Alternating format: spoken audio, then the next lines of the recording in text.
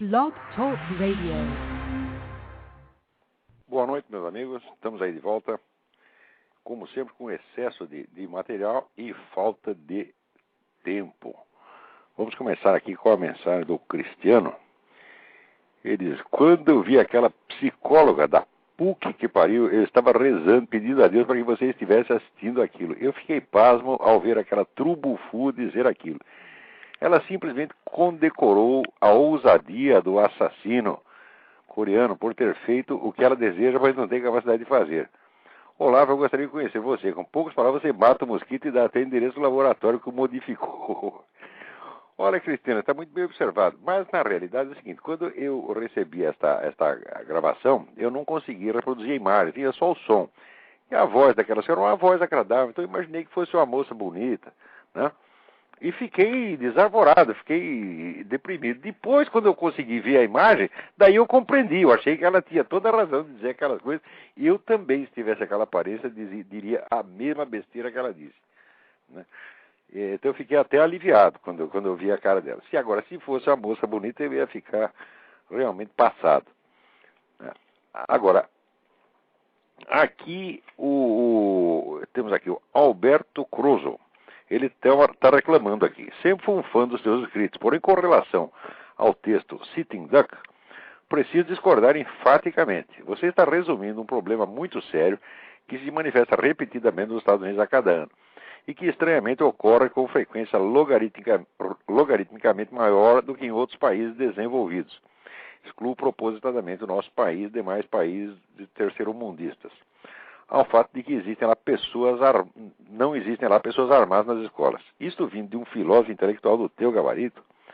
A terrível matança não teria ocorrido, ou não nas proporções dramáticas que constataram, se uma professora de literatura do Virginia Tech, no meio da discussão sobre Sense and Sensibility de Jane Austen, tivesse sacado seu Magnum 44 da cintura e tivesse colocado 8 tiros no meio da testa do coreano.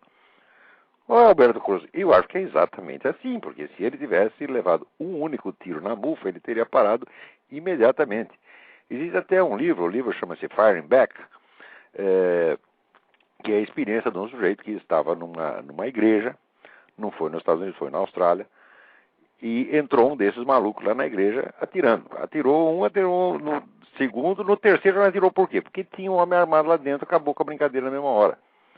Quer dizer, a população estar armada é uma defesa permanente contra essas coisas. Agora, tem o seguinte: eu não disse que isso aconteceu porque a população não está armada. Aí seria o fim da picada. Quer dizer, o fato de um sujeito não ter arma não obriga que o outro lhe dê um tiro. Tá certo? Aliás, se você repara bem, o artigo não é sobre as causas do ocorrido. Para falar sobre as causas, tem milhares de pessoas. Eu só falei sobre a pergunta que eu fiz. Não foi sobre as causas do crime, foi o porquê da não reação. Quer dizer, por que as pessoas não reagiram. Tá certo? Com relação à comparação com outros países, precisa ver o seguinte: não tem, quer dizer, nenhum país desenvolvido do tamanho dos Estados Unidos, tá certo? Onde você não tenha violência desse tipo. Tá certo? A gente não recebe, por exemplo, as notícias de violência na China. Tá certo? Eu, às vezes, acompanho. É muito pior do que aqui, mas muito pior mesmo. Entendeu? Na Rússia, então, nem se fala que é um país dominado pela máfia. Agora, a gente comparar um país de dimensões continentais com os Estados Unidos, né, com uma titica de calinha do tamanho da Inglaterra, da Irlanda e tal, aí não tem o menor sentido. Quer dizer, os fenômenos sociais não podem ter, vamos dizer, operar do mesmo modo nessas duas dimensões. Né? E, ademais, tem países, muitos países na Europa, onde o povo está armado, sim, está tradicionalmente armado. Tá certo? Esse negócio de desarmamento é de agora. Mas, se você chegar na Suíça, por exemplo, todo cidadão suíço é armado. A Suíça está armada até os dentes. Dizem que lá tem 6 milhões de policiais, quer dizer, é o número de habitantes, né? Então lá ninguém vai tirar farinha com o povo, porque sabe que vai sair muito mal. No restante da Europa também tem muita gente armada. Você não pode esquecer, a Inglaterra é um país de caçadores. Né? A mesma coisa a Alemanha. Né? Então, recentemente houve na Inglaterra esse negócio de desarmamento e a criminalidade aumentou barbaramente. Mas é claro, qualquer ladrão, eu tenho experiência pessoal, tá, de ver, entrar ladrão na minha casa e o fato de eu estar armado salvar a minha vida. Eu já sei como é que é isso. Né? Agora, é claro que eu não estou explicando a ação do criminoso coreano pelo simples fato de os outros das vítimas estarem sem armas. Não, eu estou tentando explicar, vamos dizer, primeiro o fato de eles ficarem inermes, de não poderem reagir de maneira alguma. Agora, eu tenho a impressão que com a educação que esse pessoal recebe, mesmo que eles estivessem armados, eles não iam reagir, eles iam ficar com medo. Eles estão realmente sendo educados para ficar cada vez mais fracos, mais covardes, mais ineptos. Né? Agora, não é esta educação a causa do crime, presta atenção. Para ver aonde que a educação interferiu para produzir esse estado de coisas, precisaria ver não este aspecto que eu abordei, mas outros aspectos. Né? Entre os quais o seguinte: essa educação americana há 40 anos era calculada para produzir não somente boiolas, mas para produzir pessoas revoltadas contra o próprio país, e revoltadas contra os próprios pais, vamos dizer, para produzir pessoas cada vez mais arrogantes e pretensiosas, e a relação entre isso e a criminalidade juvenil hoje já está mais do que provada. Eu sugiro que você dê uma olhada naquele livro da Charlotte Iserbyt que eu citei, The Deliberate Dumbing Down of America. Dê uma olhada lá e você vai ver. Quer dizer, a criminalidade juvenil americana é uma obra de engenharia social. Não através deste aspecto que eu ressaltei, este aspecto, vamos dizer, enfraquecedor, mas existem outros aspectos. Também, você não espera que no artigo eu aborde tudo a respeito de um fenômeno tão complexo, né?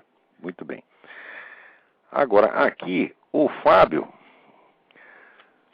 Andrade, ele me manda aqui uma notícia de que a cantora americana Sheryl Crow diz que o uso do papel higiênico em grandes quantidades deveria ser proibido para proteger o meio ambiente. Olha só, mas que coisa perigosa. Esse pessoal, todo mundo, né, limpando o cu, realmente é uma ameaça para a humanidade. Vocês parem com isso, gente, né? Não vamos mais limpar. Isso aí realmente é perigoso, né? Ai.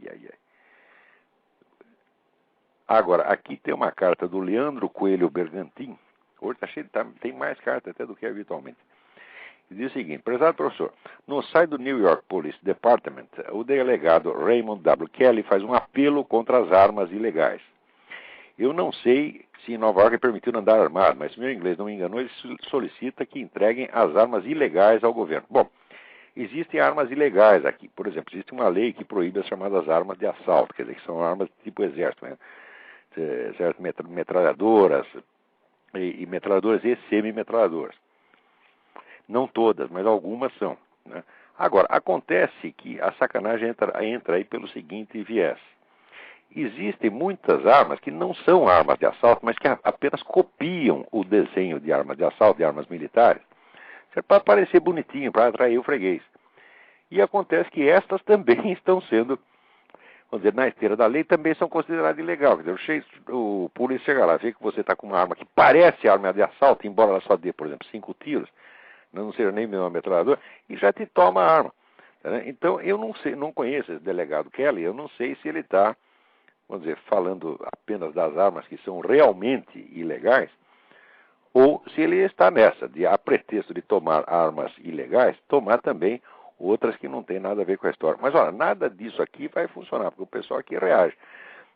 Metade do país tem armas e ninguém está a fim de entregar. Não é esse negócio como aconteceu no Rio de Janeiro, não? De todo mundo ir lá entregar as suas arminhas e dizer sou da paz, né? Que realmente é uma boiolice, isso é um desfibramento, isso é uma covardia. Quer dizer, o sujeito quer mostrar: olha, eu estou sem armas, eu sou da paz, não me bata, não me faça o mal, eu sou bonzinho. Mas que coisa mais nojenta, o que é isso? Quer dizer, esse pessoal pensa em atrair a piedade do bandido. Em vez do sujeito pensar em proteger sua mulher, proteger seus filhos, proteger sua casa, ele quer se fazer de coitadinho. Quer dizer, não é o homem adulto que assume a responsabilidade da vida. É o sujeito que quer se fazer de criancinha e atrair a piedade do mais forte. Isso é absolutamente nojento. Piedade, nós só devemos pedir piedade a um ser, pedimos piedade a Deus, para que nos perdoe do nosso pecado. A piedade dos outros pode enfiar no rabo, não quero piedade de ninguém, você está entendendo? Eu sei cuidar de mim, tá certo? E muito menos piedade de bandido. Né? Se o cara vier aqui com má intenção, Olha, ou eu mato o desgraçado, ou ele me mata, ou ele vai embora, né? Agora, piedade, não, que é isto? Né? Que estupidez. Agora aqui, vamos lá. Ramiro Severo. Por não ter saído há tanto tempo do colégio, estive consultando meus livros de história do segundo grau para avaliar o grau de marxismo neles contido. Além de comprovar a minha tese que somos todos educados a ver o mundo pela ótica marxista, constatei que a dominação de parte da Europa pelo Islã, quando citada, é mostrada como uma prova do avanço da civilização islâmica. Ao contrário, naturalmente, das dominações europeias, toda surge da ganância do homem branco. Exatamente, quer dizer, se o muçulmano e o europeu fazem a mesma coisa, o muçulmano é bonzinho e o europeu é bandido.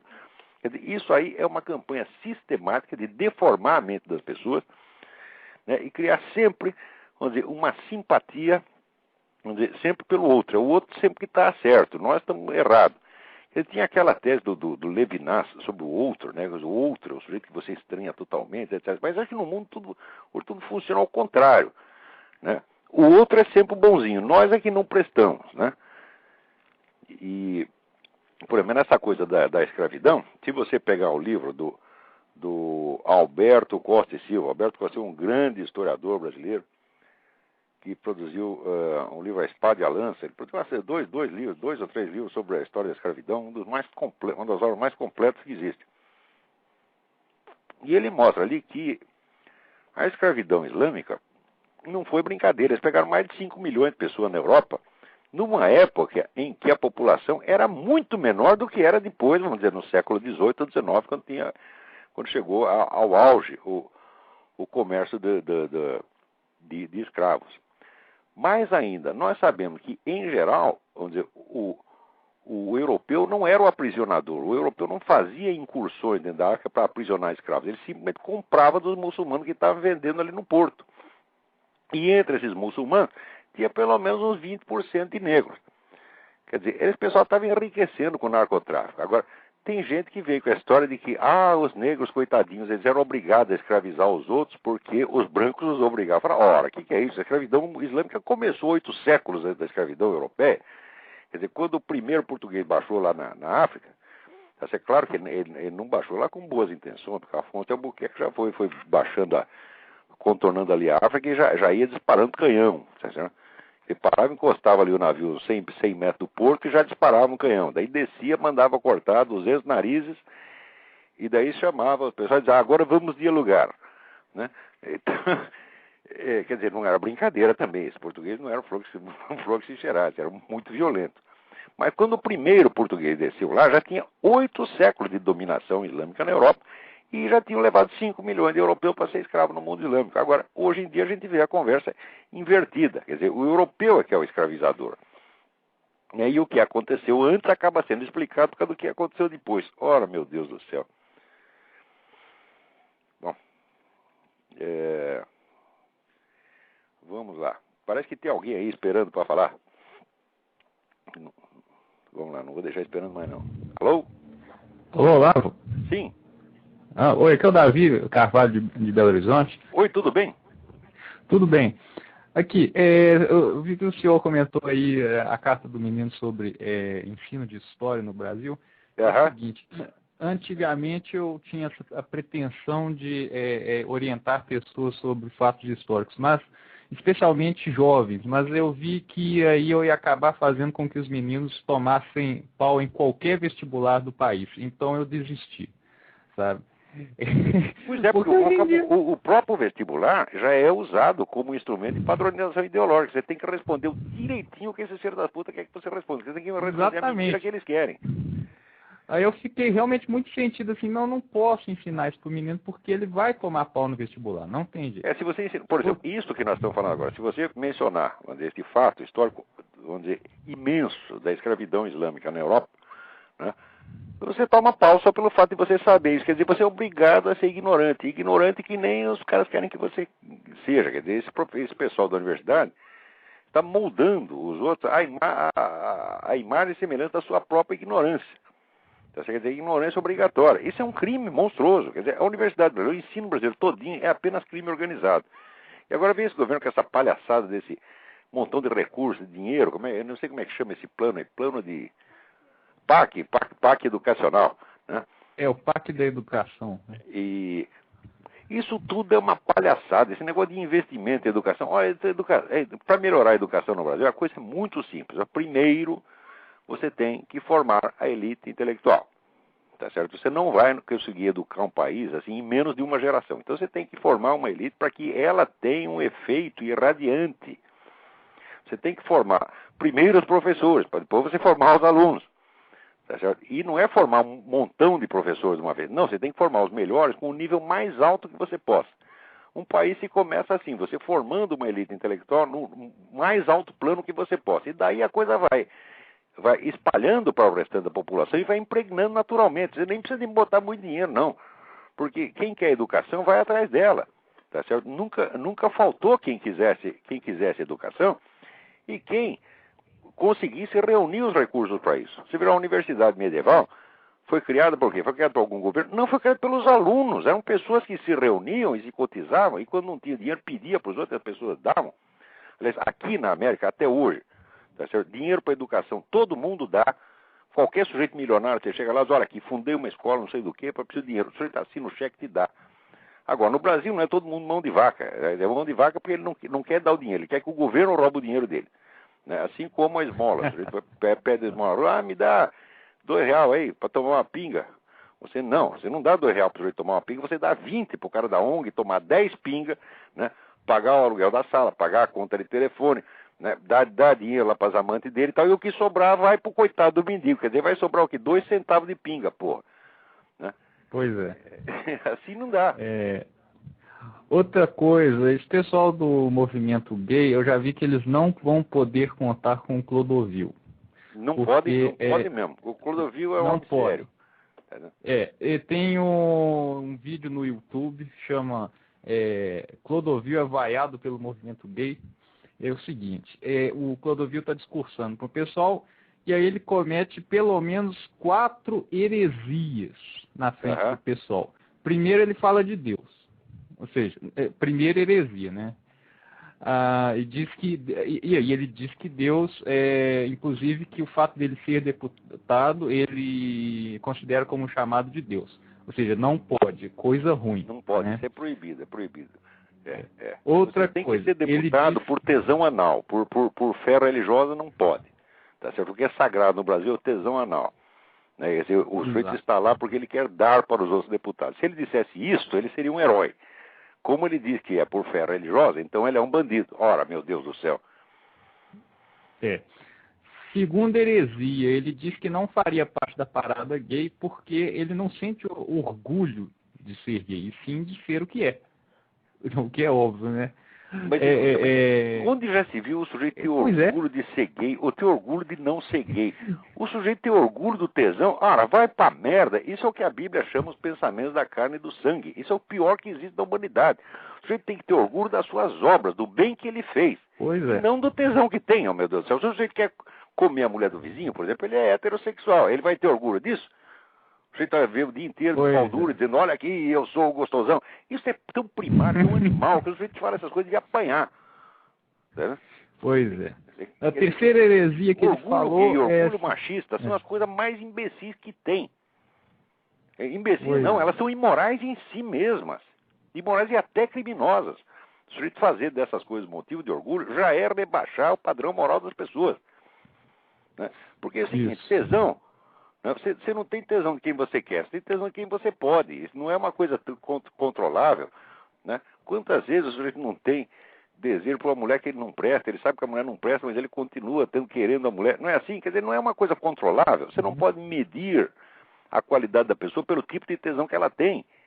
E é isso que eles estão querendo dizer. E que eles, porque têm esse desejo homossexual, são pessoas especiais. São especial merda nenhuma, são tão ruins quanto todo mundo, e até um pouco pior. Porque já estão corrompendo a sociedade com essas ideias. Pois é. Bom, terceira heresia, ele diz que todo mundo é filho de casal heterossexual, ou seja, não pode lembrar esse pessoal isso. Não existe reprodução homossexual, que eu saiba, ainda não foi inventado. Talvez inventem, tá certo? Mas ainda não foi. Os caras querem, todos eles querem engravidar. Né? Ainda não inventaram. Então, agora, se você diz isto, né, olha, um ser humano se produz assim, né, por via... Né, vaginal, etc, etc, e não tem outra maneira de fazer. Eles ficam loucos da vida com isso, sabe? Eles queriam que todo mundo nascesse de proveta. Uma vez eu li um livro chamado Lesbian World, eu esqueci o nome da autora, faz muito tempo que eu li. Eu dei tanta risada com o livro, porque ela dizia o seguinte, ela dizia, era uma líder lésbica americana, que ela dizia sumariamente que as mulheres tinham que parar desse negócio de transar com homem, mas tinham que parar definitivamente. Né? Quer dizer, o que é isso? É a velha heresia dos cátaros e albigenses. Eles querem parar a reprodução humana. E o sexo só pode ser o sexo lúdico, ele não pode ter finalidade reprodutiva. Quer dizer, é uma coisa tão antinatural, tão idiota, né? Que, na verdade, os cátaros só continuaram existindo porque eles não cumpriam os seus próprios mandamentos. Senão já teria acabado a primeira geração de cátaros, não tem a segunda, né? Pois é. E, finalmente, a quarta heresia que ele falou é que ele, por exemplo, preferiria um Leonardo da Vinci a um travesti de rua. Ih, rapaz, foi a conta. Ele acha que o pessoal acha que os travestis de rua são todas pessoas nobres. Quer dizer, eles nunca passaram por essas avenidas de São Paulo, onde tem travestis em massa praticando assalto e atacando as pessoas. Tem inclusive um colega meu que foi assaltado, a mão armada por dois desses. Felizmente ele estava armado e pôde se defender. Senão estaria morto. Quer dizer, agora vão dizer que esse pessoal é tudo bonzinho, são cidadãos da mais alta categoria. O que é isto, porra? Quer dizer, agora pelo fato do negro ser um travesti, ele vai ter que ter uma situação, um status especial na sociedade, ele é intocável. Ora, que vão a merda, pô. E o pessoal está cada vez mais presunçoso e bobo, tá? O que estão precisando, vamos dizer, levar umas verdades na cara, como o Clodovil está dizendo. Tá? E a gente não tem... Olha, aí tem o negócio, tem que respeitar a opinião ali. Eu falo, não, peraí, em primeiro lugar você tem que respeitar a verdade. Se você sabe que 2 mais 2 é 4, você não pode respeitar igualmente essa ideia e a ideia do sujeito que diz que é 5. Tá certo? Na próprio ensinamento da Igreja Católica, existe um negócio que chama respeito humano. Você, por respeito humano, muitas vezes você desrespeita a Deus, desrespeita a verdade. Então, primeiro a verdade. Por exemplo, se eu respeito a sua opinião, quer dizer o seguinte, é porque eu não tenho certeza da minha, então nós trocamos opiniões, trocamos ideias, para ver se descobrimos a verdade. Mas na hora que descobrimos, nós dois temos que ceder diante dela.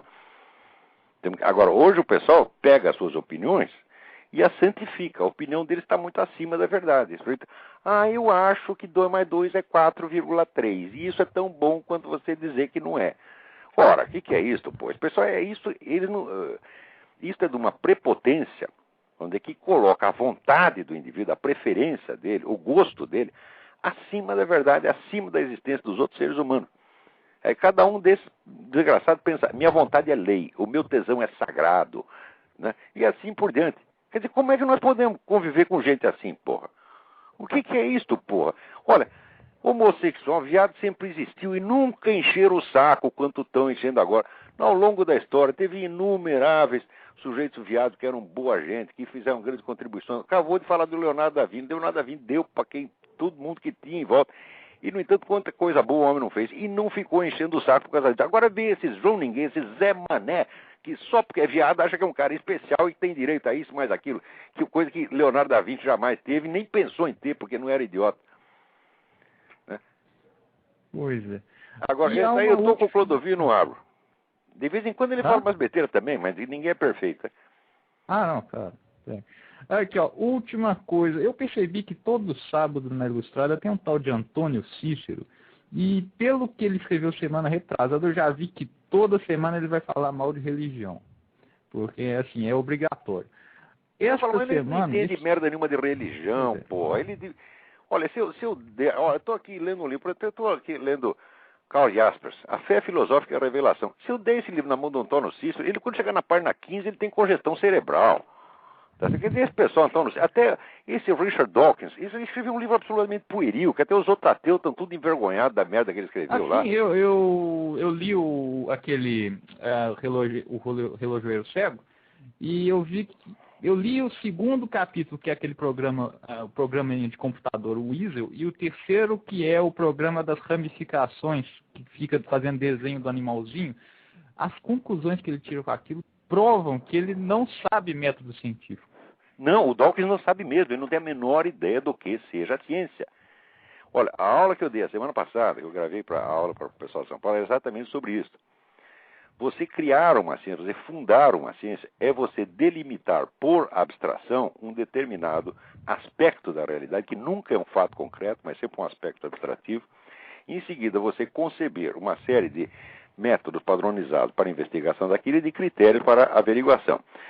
Quer dizer, a existência de uma ciência é uma limitação do território cognitivo, é uma limitação sem a qual você não poderia aplicar os métodos, vamos dizer, com a regularidade necessária. Então, quando esse cara diz, não, talvez até haja alguns limites para a ciência, ele mostra que ele não sabe o que é ciência, porque a ciência é limitação.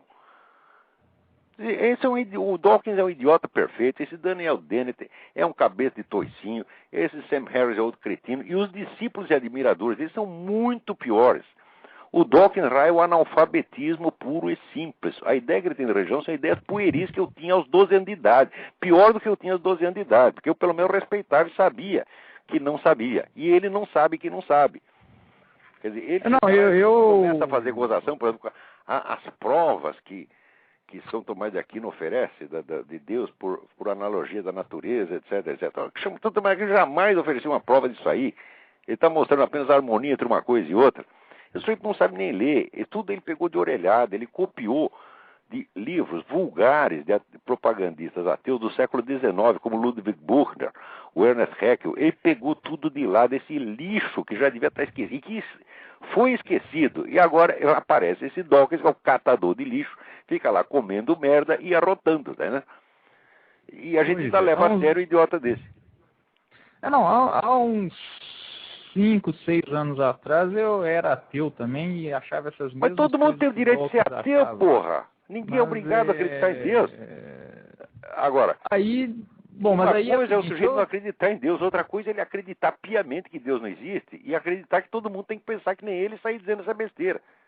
E ainda dizer que é científico. Ora, porra. Pois é, né? Eu acreditava nesse tipo de coisa, mas depois também eu cresci meio ateu.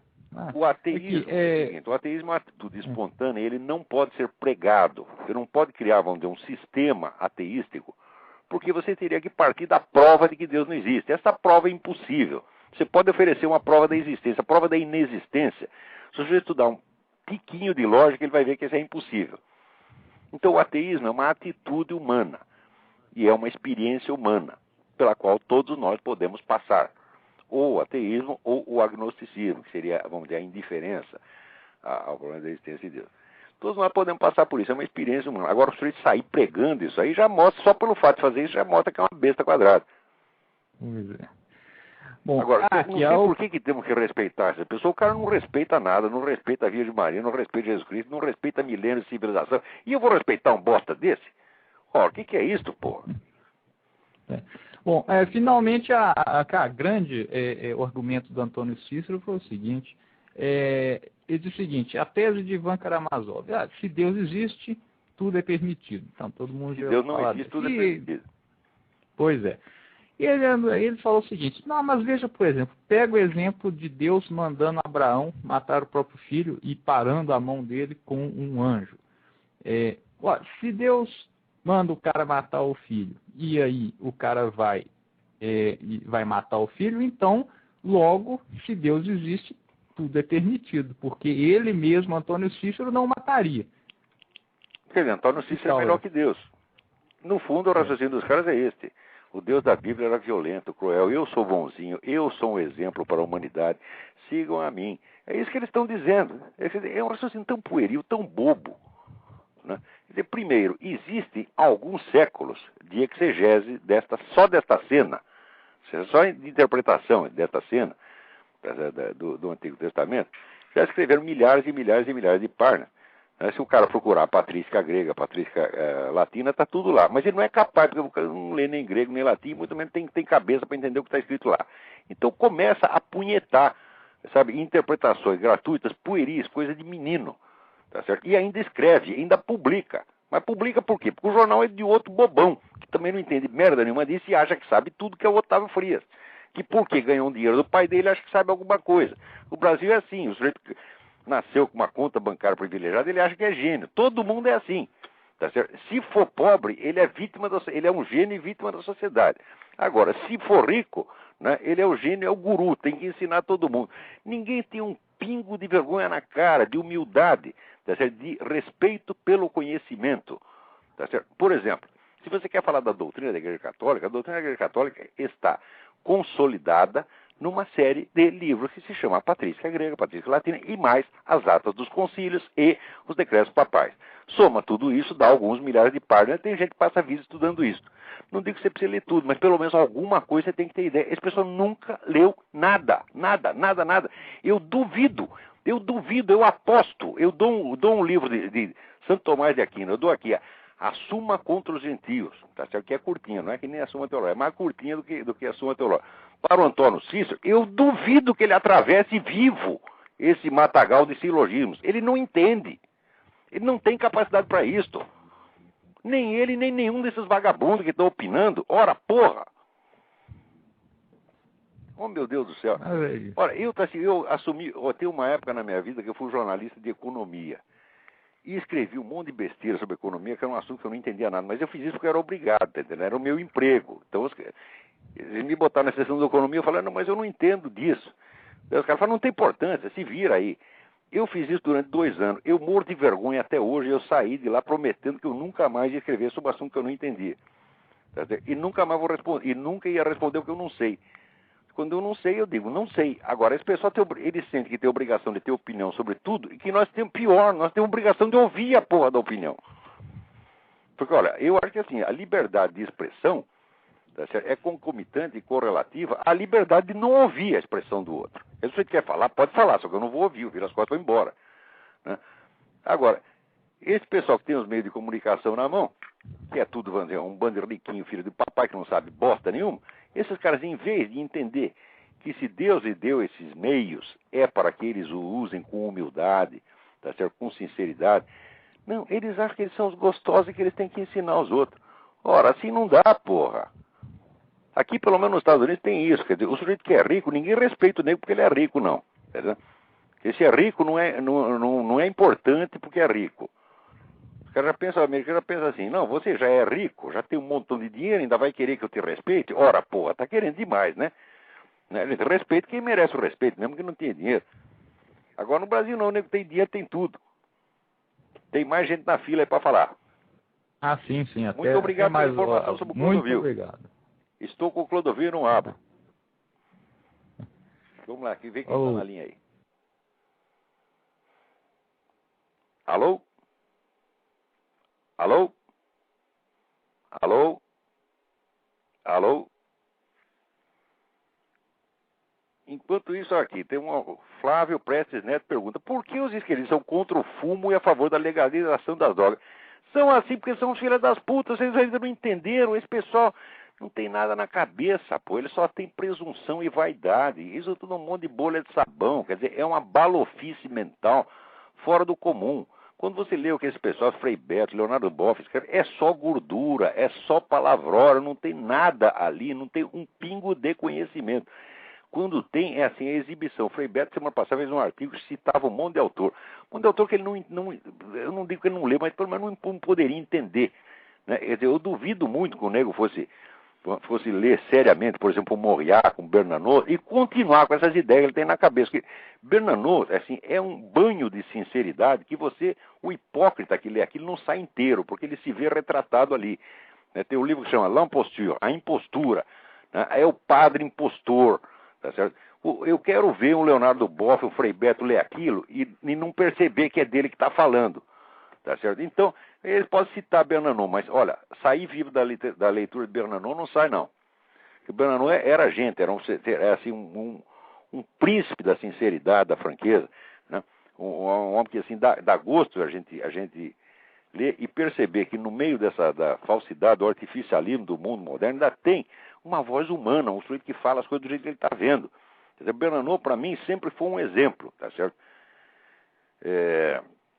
E agora, esse pessoal pode citar Bernanos, mas se seguir o exemplo dele, não pode, não. Vamos lá. Peraí, tem gente na linha aí, vamos lá. Alô? Alô? Alô, Olavo, é o Flávio. Ô, Flávio, tudo bem? Tudo bem. é o seguinte, você está falando aí a respeito de leitura, essas coisas, é a respeito dos evangelhos apócrifos. Existe alguma verdade, ou é tudo ficção, tudo... Não, existem centenas de evangelhos apócrifos, tá certo? E, vamos dizer, quando a igreja selecionou como evangelhos canônicos esses 4, é porque eles concordavam entre si em todos os detalhes. Eles concordavam entre si e concordavam com os depoimentos orais, vamos dizer, dos primeiros padres, da sucessão apostólica. Então a igreja selecionou esses 4 porque não havia dúvida com relação a eles. Os outros, ele não sabe de onde veio, e tem coisas que foram escritas 200, 300, 400 anos depois. Que nesse negócio do Evangelho de Judas, quer dizer, o sujeito que apresenta esse Evangelho de Judas como um documento a respeito das origens do cristianismo já é um charlatão por definição, porque ele mesmo disse que foi escrito 200 anos depois. Tá certo? 200 anos depois foi totalmente inventado. Tá certo? Agora, vamos dizer, nos evangelhos, nos 4 evangelhos, você tem diretamente o depoimento ou daquilo que as pessoas viram ou daquilo que ouviram da testemunha imediata. Tá certo? Então, esses são inteiramente confiáveis. Agora, o resto pode ter alguma curiosidade histórica, mas eles nada dizem sobre o cristianismo, eles dizem apenas sobre si mesmos. Tá certo? Um mentiroso, quando fala, ele não está falando sobre a realidade, ele está expressando a pessoa dele. Então, essas coisas como o Evangelho de Judas é isso. A gente não fica sabendo nada sobre o cristianismo, fica sabendo sobre o que o idiota do autor pensava.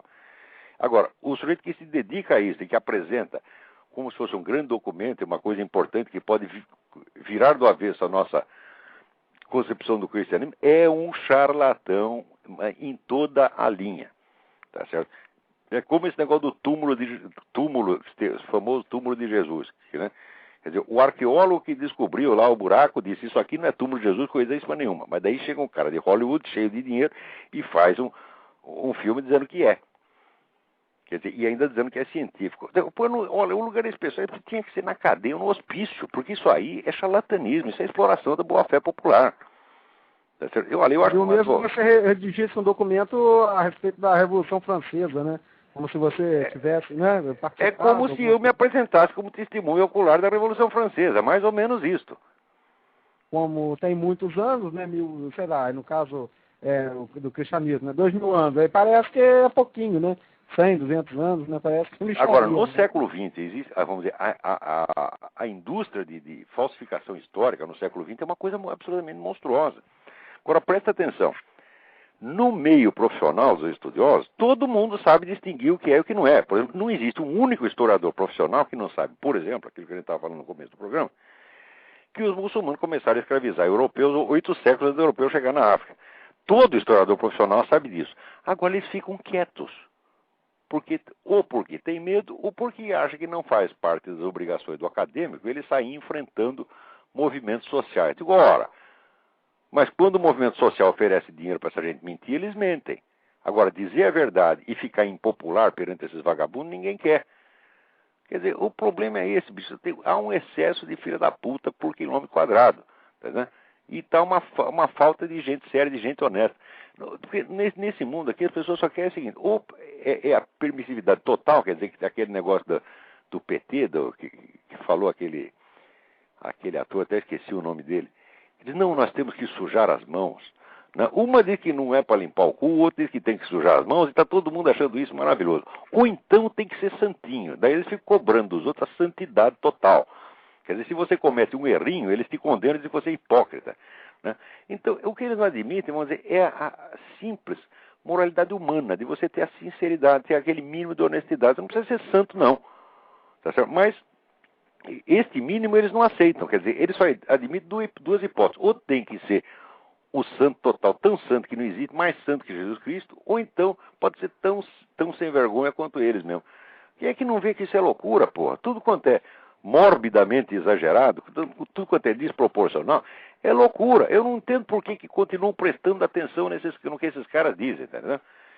Olha, existe uma resposta que é a resposta infalível para tudo. Essa resposta diz assim, vai tomar no cu. Isso é a resposta que a maior parte das ideias em circulação merece. Né? E olha que já é muita coisa. Olha, vai tomar no cu. São 4 palavras. Dizer 4 palavras em resposta a um sujeito desse já é excesso de caridade.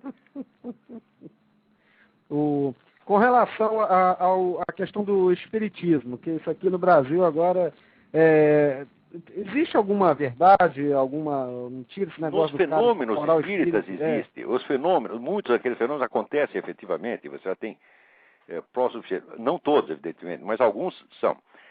Quanto às doutrinas, eu acho que são exageradas. Tá certo? Eu acho que são muito exageradas, mas é apenas uma opinião minha. Eu sei distinguir entre o que é conhecimento, eu sei distinguir quando eu estou transmitindo conhecimento e quando eu estou transmitindo apenas uma opinião minha. A minha opinião, enquanto tal, não vale mais que a de ninguém. Agora, se eu disser para você que 2 mais 2 é 4, daí tem valor absoluto. Tá certo? Agora, no caso, isso é apenas... Eu não conheço as doutrinas com a extensão suficiente para opinar a respeito. Eu tenho a impressão de que são exageradas. Pela pequena experiência que eu tive a respeito, porque tem um tempo que eu fui repórter da revista Planeta. Tá certo? Então a gente entrevistava extraterrestre, conversava com fantasma. e nesse tempo, evidentemente, eu andei lá algumas sessões espíritas. Tinha uma grande amiga minha, falecida, Dona Elsie do Bugras. Dona Elsie era uma senhora inglesa que morava no Brasil e ela era Relações Públicas do Além. Tá, e ela era espírita para danada, né? E ela vinha contando umas coisas extraordinárias. A gente via que muitos dos fenômenos eram reais, mas daí tirava umas conclusões que eu já achava um pouco aberrantes. Mas achava e acho, é apenas achismo. Aí não leve muito a sério a minha opinião nesse ponto. Quando eu estudar o assunto melhor, eu digo para você. No livro do René Guénon, O Erro Espírita, ele dá uma demonstração da impossibilidade da reencarnação como regra, não como exceção, a partir das doutrinas hindus. Me parece que ele está certo. Quer dizer, o fenômeno da reencarnação pode até acontecer, mas não é uma coisa, vamos dizer, normal, é muito menos uma lei da evolução universal, porque já mistura espiritismo com evolucionismo, com teosofismo, com socialismo e faz aquela merda, tá entendendo? Então, mas ó, note bem, eu não sou autoridade no assunto. Sim. Muito obrigado. Obrigado eu. Tem mais alguém na linha? Vamos lá.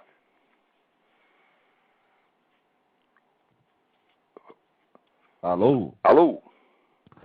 Alô, Olavo? Eu? É Fábio. Opa, tudo bem? Obrigado pela mensagem sobre essa senhora Crow, Shelley Crow. É muito instrutivo esse negócio dela, né? Eu tô ficando preocupado já, né? Pois é. Porque eu sou um criminoso que, além de tudo, usa água de vez em quando, né? Pois é, não pode, isso aí não.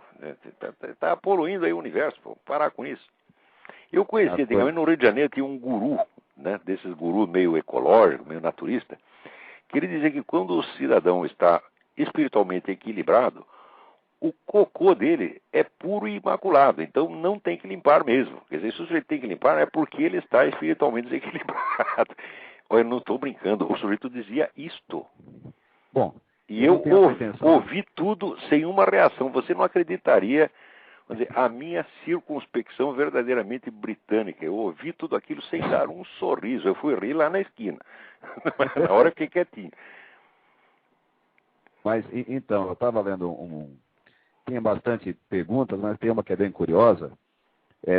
Fizeram uma pesquisa e parece que o povo brasileiro é o povo mais preocupado com a sua própria beleza. Beleza estética, né? Aquela coisa assim da sua aparência, né? Queria que você comentasse um pouco disso. Pois é, agora você acha que todo mundo tem a obrigação de ser bonito? Tem que ir para o spa, tem que não sei o quê. Olha, a minha teoria é a seguinte. A beleza está na forma, nas linhas da pessoa. Quer dizer, é uma coisa com que ela nasce e que ninguém pode lhe tirar. Agora o pessoal acha que beleza é o acabamento, é o enfeite. Né? Eu digo, se a mulher precisa de tudo isso é porque já não está muito bonita, não. Porque se estivesse bonita, podia estar descabelada. Se fosse bonita, podia estar descabelada, mal arrumada, e você ia perceber a beleza dela. Você pega, por exemplo, né? Pega aí sei lá, Sharon Stone, qualquer outra, e põe do lado dessa psicóloga que falou aí na televisão sobre o crime. Né? Você enfeita bastante a psicóloga e desarruma completamente a Sharon Stone e olha bem para as duas e vê se você não percebe alguma diferença. Né? Agora esse pessoal fica cuidando da beleza porque não tem, porque beleza não precisa ser cuidada. Você pode cuidar da higiene, você pode cuidar, vamos dizer, da arrumação exterior. Mas olha, isto... Como diz a minha filha, né? Bonitinha é feia arrumada, né? Então vai ficar tudo bonitinha. É o máximo que elas vão conseguir. Tá entendendo? E vai ser uma merda, né? Agora, o fato é o seguinte, o Brasil é afortunado nesse aspecto, porque tem muita mulher bonita aí, né? Quando eu morava no Rio de Janeiro, eu ficava besta, passava pela praia e falava, como é possível, né? Quer dizer, é um povo pobre, povo humilde e tal, mas tem tanta mulher bonita, né? E os caras ainda ficam reclamando da vida. Oh, que é isso, porra? Não, mas é interessante que parece-me, né, até por causa da minha própria profissão, que o brasileiro ele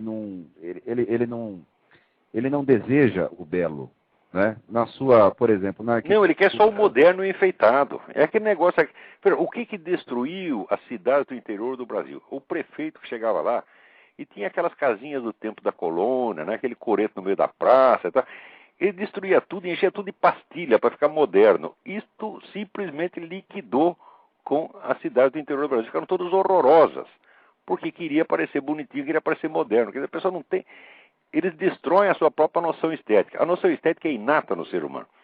Anos atrás houve uma pesquisa que mostrava que bebês recém-nascidos conseguiam distinguir as pessoas bonitas das pessoas feias, pelo simples da simetria e harmonia. Agora esse pessoal destrói o seu senso de simetria e harmonia e fica botando o modernoso no lugar, tá certo? E daí por isso começa a ir pro spa e não sei o quê. Oh, meu Deus do céu. Você imagina assim, por exemplo, a Sharon Stone, se ela engordar um pouco, criar um pouco de barriga, né? E se aquela dona lá emagrecer, você acha que vai resolver alguma coisa? Ora, porra, não ter feiura não tem conserto, minha, é só nascendo de novo. E você acha que tu tá feio? Então morre, nasce de novo, pede pra Deus pra você reencarnar, ou então aguenta a sua feiura, trata de ter alguma outra qualidade, porque tem tanta mulher feia encantadora, né? Tem tanta gente tão simpática, tão gracinha, tal, que você esquece que a mulher é feia, pô. Ora, que há? E vou sair eu dando lição de beleza por aí? O que é isso? Porra, eu nunca precisei de beleza coisíssima nenhuma, porra. Mas parece que hoje, né, eu vejo bom, nas próprias pessoas, no relacionamento social e profissional, e se o fulano for um pouco desarranjado, o layout um pouco ruim, né, e gordo principalmente, é quase que uma doença. Mas eles acham isso, mas tem tanta gordinha bonita, meu Deus do céu. Hã? O meu filho casou com uma, eu tenho tanto orgulho daquela menina, ele era aquela gordinha maravilhosa, né? Que coisa, que eles confundem gordura com feiura. Ah, meu Deus do céu, porque não sabe mais o que é beleza mesmo. Quer dizer, na busca pelo... Eles confundem beleza com saúde, saúde com juventude, né? Juventude com moda. É uma confusão mental muito grande. Agora temos que voltar ao princípio, quer dizer, a percepção natural e imediata e instintiva da beleza. Todos nós nascemos com isso. Isso é um dom maravilhoso de Deus, nós não podemos perder. Tá certo? Eu, graças a Deus, eu nasci com isso em dose tripla. Eu era hipersensível à beleza e à feiura. Eu, quando via pessoas feias, eu era criança, eu ficava triste, eu ficava deprimido. E se chegar uma pessoa bonita, eu imediatamente me animava, começava a pular, a contar história, né? E até hoje eu sou mais ou menos assim. Olha, se tiver gente feia, não manda aqui não, entendeu? Não adianta dizer que vai passar no spa primeiro, que no spa vai ficar pior ainda, vai ser feiura enfeitada. Não adianta, né? Não adianta. Não tem mudando de... Oi? Não, você vê, agora uma coisa que eu reparo aqui nos Estados Unidos, por exemplo, até os anos 50 e 60, eles sabiam escolher as atrizes e atores pela verdadeira beleza. Tinha cada tipo, assim, pareciam deusas, né? E os caras pareciam uns tipos angélicos, superiores, né? De repente, isso é um bando de mulher medíocre, feiosa, né? Querendo parecer bonita. É uma coisa muito feia isso aí, pô. Por quê? É porque os feios têm inveja dos bonitos. Eu nunca tive inveja de gente bonita. Eu aprecio, eu gosto de ter gente bonita em volta. Homens e mulheres, eu gosto que seja todo mundo bonito. Se for feio, a gente tolera, né? Trata de esquecer, mas eu não vejo por que ter inveja e querer, né? Eu vou querer agora impor o meu padrão, vou dizer, não, eu tenho que aceitar o meu padrão acima, eu tenho que ser mais bonito do que o Alain Delon, aqueles atores dos anos 50, Alain Delon, Robert Taylor, né? William Holden, eram uns caras bonitos pra caramba, né? Vou querer eu concorrer com os caras, vou ficar com inveja fazendo uma cuba pra eles ficarem feios, que porra é essa? Mas é interessante. Mudando de assunto, o Brasil vive agora parece que uma limpeza aí no judiciário por conta do jogo. Do quê? Alô? Acho que saiu do ar. Não saiu, não. Estou aqui ainda. Então, continue, porque eu não entendi o que você estava fazendo. Por conta Então, do quê? a Polícia Federal tem feito algumas operações e colocado muita gente na cadeia, principalmente do judiciário, né? A impressão que se tem é que existe uma eficiência na justiça, na polícia, enfim. O dia que eles prenderem alguém da Farc, eu acredito neles. Porque o que eles estão fazendo é eliminar a concorrência para a Farc. O nosso governo é o office boy das Farc. A Farc ele amansa, deixa todo mundo em liberdade e fica prendendo os concorrentes. Aqueles pequenos quadrilheiros, aquelas narcotraficantes antigos, está pondo tudo na cadeia. Né? Eles e os juízes que eles compraram, os delegados que eles compraram, e o que está fazendo? Está abrindo o terreno para a Farc entrar e dominar tudo. Quer dizer, então aparentemente está melhorando, não está melhorando, quer dizer... Está piorando muito, muito, muito, porque eu prefiro que tenha 10 quadrilhas pequenas do que ter uma monopolizando tudo, porque essa uma vai ter, além de ter o dinheiro, vai ter um poder político extraordinário, porque está sob a proteção do nosso governo. O nosso governo tem acordo assinado com a Farc no Foro de São Paulo, acordo de proteção mútua, acordo de solidariedade mútua. A Farc já é o maior fornecedor de cocaína no Brasil. E ainda não quer ter nem concorrente pequeno, quer mandar em tudo. E o nosso governo serve para isto. E ao fazer isto, ainda se faz, vamos dizer, de moralista. Diz que está, limpando o terreno. Ele está limpando que nem essa dona aí, essa dona Crow aí da fazenda. Está limpando uma conversa.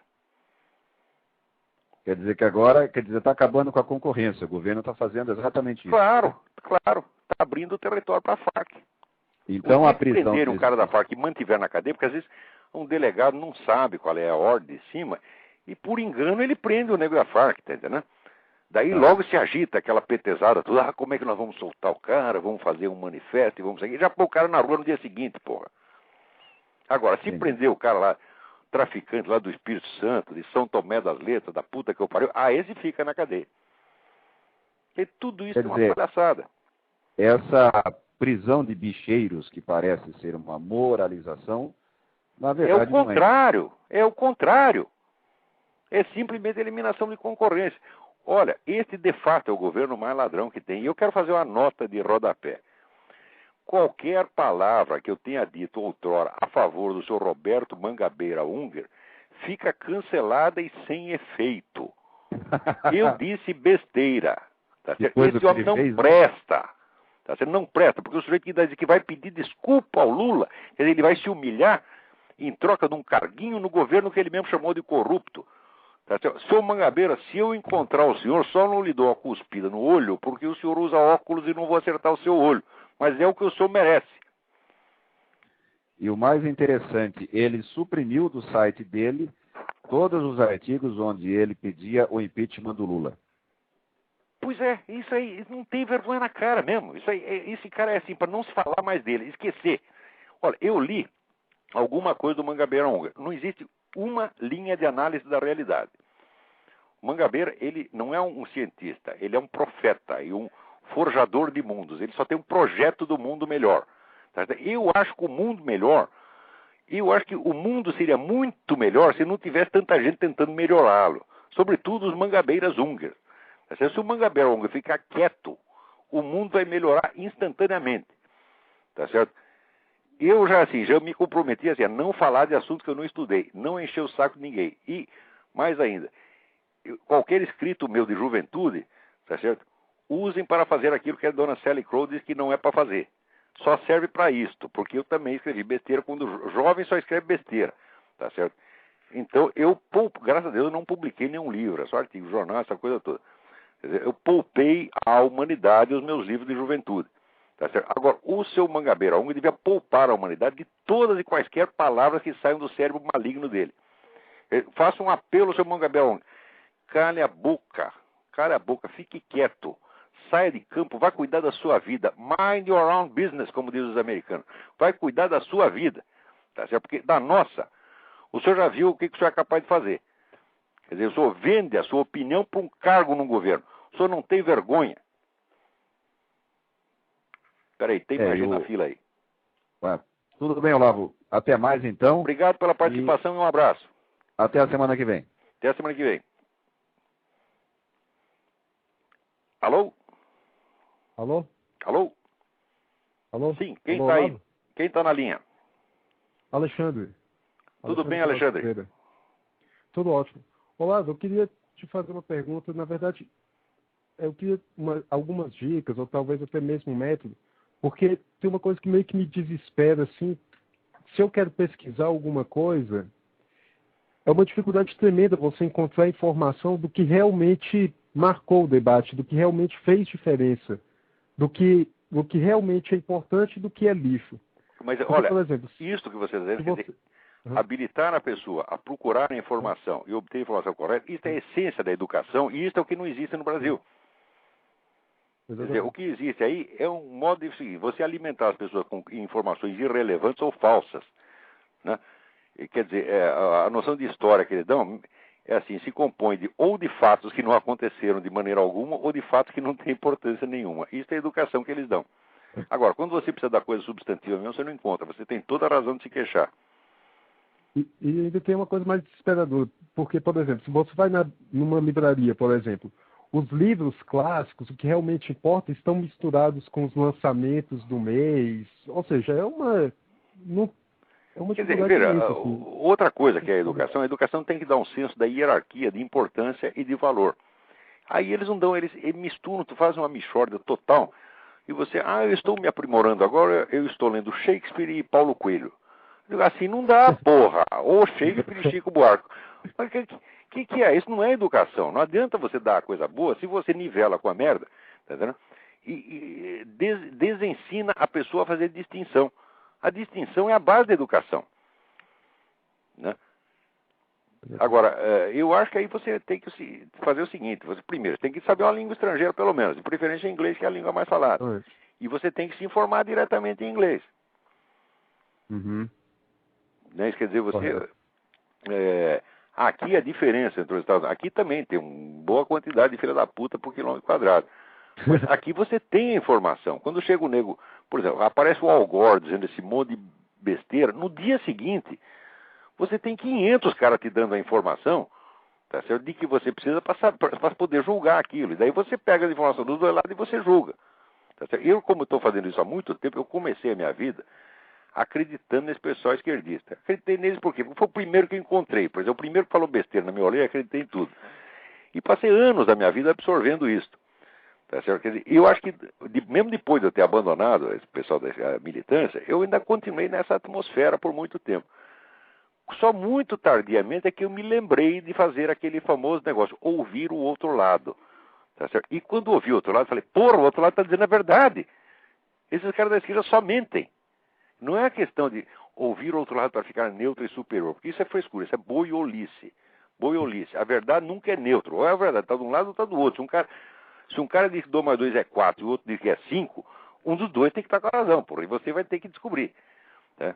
A gente nunca sabe de antemão, então a gente tem que ouvir os dois lados com justiça e com paciência e com igual receptividade, mas para descobrir a verdade. E a hora que descobre a verdade, você pega o cara que diz que 2 mais 2 é 5 e manda calar a boca. Né? Agora, isso é a base da educação. Quer dizer, se é para saber como as coisas não são, não precisa estudar. A gente estuda para saber como é que são. Agora, quando o pessoal começa a dizer, não existe verdade, cada um tem a sua opinião, nós temos que respeitar todas as opiniões, isso é barbarismo. Eles falam isso porque eles sabem que isso dissolve a inteligência humana. Ora, você só ouve, por exemplo, se você diz, não existe verdade objetiva, cada um tem a sua opinião. Espera um pouquinho, se você está dando uma opinião a respeito da minha opinião, quer dizer que você conhece a minha opinião. E se você conhece a minha opinião, então algo você pode conhecer objetivamente. Se fosse verdade que não existe verdade, que tudo é opinião, não dá nem para você conhecer a opinião do vizinho, porra. Quer dizer, o que o pessoal está falando é é o peido oral, você está entendendo? Não presta atenção nessas coisas, mas não gaste seu tempo com essas coisas, vai estudar coisa séria, entendeu? Ora, faz aquele programa dos Great Books, do Mortimer J. Adler. Eu comecei minha vida fazendo isso e não me arrependo. Se você pegar essa série dos Great Books, não digo que você precisa ler naquela edição, mas se você pegar o livro do Mortimer Adler, que é How to Read a Book, né? Como ler um livro, que saiu em edição, não saiu uma edição pela editora Guanabara, outra edição pela Faculdade da Cidade, tem traduções aí no Brasil. Você pegar ali e seguir a receita do Adler durante os 4 anos, você obtém uma formação superior muito melhor que qualquer faculdade brasileira, pública ou privada, vai te dar, porque as duas são pagas, na verdade. A pública até paga mais caro porque o imposto é mais alto. Não tem nenhuma faculdade que cobra 40% do que você ganha. Mas o imposto cobra 40% do que você ganha. E ainda diz que é educação gratuita. Puta merda. Bom, então, olha, te recomendo 3 coisas. Você pega isso aí, pega o livro do Carpo, História da Literatura Ocidental, você vai num sebo, procura. Agora diz que a Top Books vai editar de novo. Espero que sim, espero que consiga. A História da Literatura Ocidental. Lê a História da Literatura Ocidental e lê os livros que o Carpo recomenda lá. Tá certo? E lê o livro do Frederick Copleston na História da Filosofia e lê os livros que o Copleston recomenda. Feito isso, isso é a sua educação. Isso foi a minha. Eu comecei fazendo isso na minha vida. Não me arrependo até hoje. Agora, queria ver esses vagabundos, todos esses palpiteiros no Brasil fazer isso. Não tem formação. Tá certo? Eu tenho formação por quê? Porque eu fugi da escola e fui para casa estudar.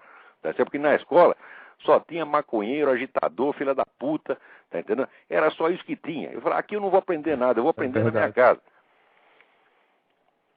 Então, olha, aqui o nosso tempo está acabando. Aliás, está acabando? Não, já acabou. Estamos invadindo aqui o espaço do Blog Talk Radio. Então, muito obrigado a todos e obrigado sobretudo ao Blog Talk Radio. Adoro esse Blog Talk Radio. O que eles estão fazendo é maravilhoso. Então, vamos em frente. Até a semana que vem. Muito obrigado.